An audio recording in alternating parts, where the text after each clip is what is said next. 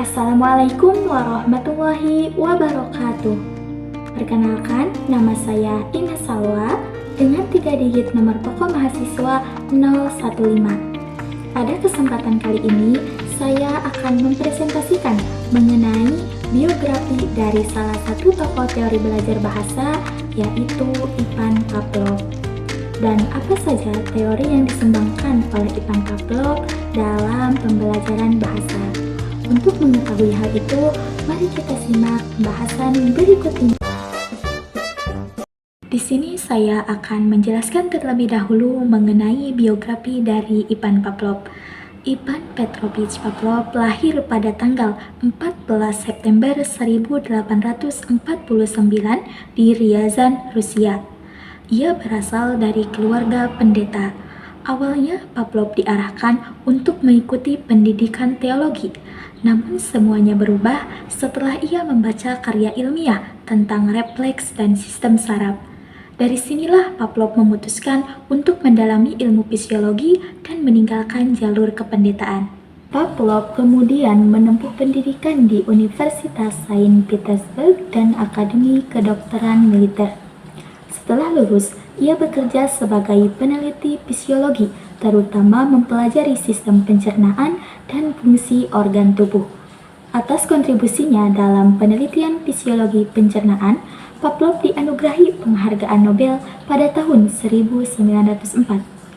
Dalam kehidupan pribadinya, Pavlov dikenal sebagai sosok yang disiplin dan sangat berdedikasi pada ilmu pengetahuan. Ia terus meneliti hingga usia lanjut dan wafat pada tahun 1936 di usia 86 tahun. Kemudian teori behaviorisme Ivan Pavlov dalam belajar bahasa. Ivan Pavlov merupakan seorang fisiologi, tetapi temuannya tentang classical conditioning menjadi salah satu dasar penting dalam teori belajar bahasa yang beraliran behaviorisme. Teori behaviorisme yang diperkenalkan oleh Ivan Pavlov sering dikenal dengan nama persyaratan klasis atau juga classical conditioning. Classical conditioning adalah hubungan antara respon yang ditunjukkan oleh suatu makhluk hidup setelah mendapatkan stimulus baru. Proses eksperimen yang dilakukan oleh Ivan Pavlov menggunakan seekor anjing sebagai subjek penelitian yang didasarkan pada anggapan bahwa hewan memiliki pola dasar perilaku dan respon fisiologis yang mirip dengan manusia. Karena itu, ia percaya bahwa mempelajari respon hewan dapat membantu memahami bagaimana manusia belajar. Kemudian, bagaimana teori behaviorisme diterapkan dalam proses belajar bahasa? Di sini saya akan membahas 5 aspek utama. Yang pertama yaitu stimulus respon.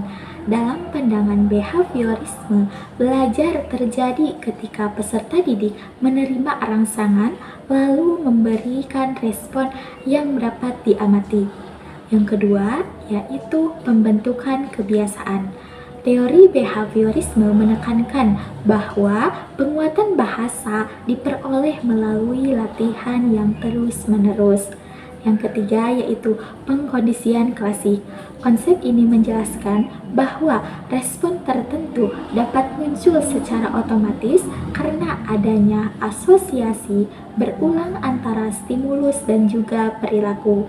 Yang keempat yaitu penguatan. Penguatan diberikan untuk memperkuat respon yang benar dan melemahkan respon yang salah. Dan yang terakhir yaitu peran lingkungan yang dominan.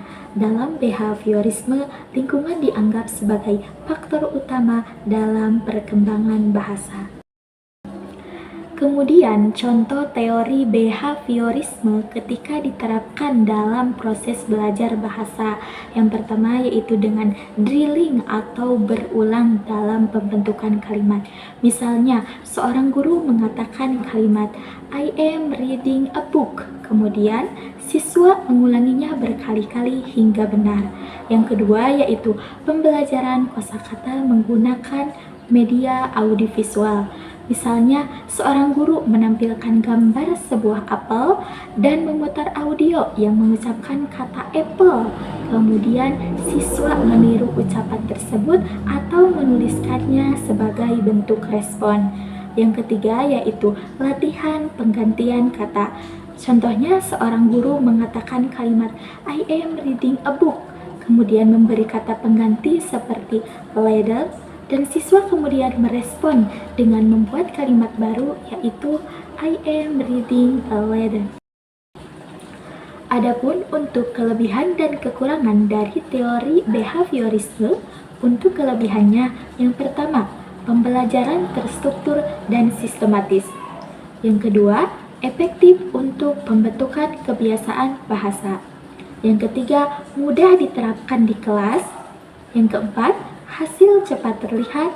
Dan yang kelima, penguatan meningkatkan motivasi. Kemudian, adapun untuk kekurangannya, yang pertama, mengabaikan proses mental. Yang kedua, membuat siswa menjadi pasif. Yang ketiga, kurang efektif untuk keterampilan tingkat tinggi. Yang keempat, pengulangan berlebihan sehingga membosankan. Dan yang kelima, terlalu bergantung pada lingkungan atau reward. Adapun untuk kesimpulannya, Ivan Pavlov merupakan seorang ilmuwan Rusia. Beliau dikenal sebagai pelopor teori behaviorisme melalui penemuannya tentang classical conditioning. Dalam konteks belajar bahasa, teori Pavlov menegaskan bahwa kemampuan berbahasa dibentuk melalui kebiasaan yang muncul dari hubungan antara stimulus dan juga respon. Teori behaviorisme Pavlov dalam belajar bahasa juga menekankan pembentukan kebiasaan melalui hubungan stimulus-respon, pengulangan, dan juga penguatan. Teori ini efektif untuk melatih pola kalimat dasar dan pelafalan, tetapi lemah dalam mengembangkan kreativitas berbahasa dan pemahaman mendalam, sehingga perlu dikombinasikan dengan pendekatan lain agar kemampuan berbahasa siswa berkembang secara menyeluruh. Demikian yang dapat saya sampaikan. Semoga informasi ini bermanfaat.